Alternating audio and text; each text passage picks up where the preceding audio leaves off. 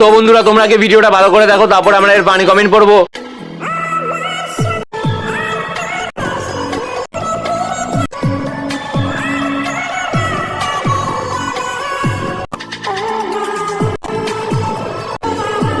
तो चलिए शुरू करते हैं। 20 টাকার পেপসি, বোরিং নিলে জিএফ ডিএফসি।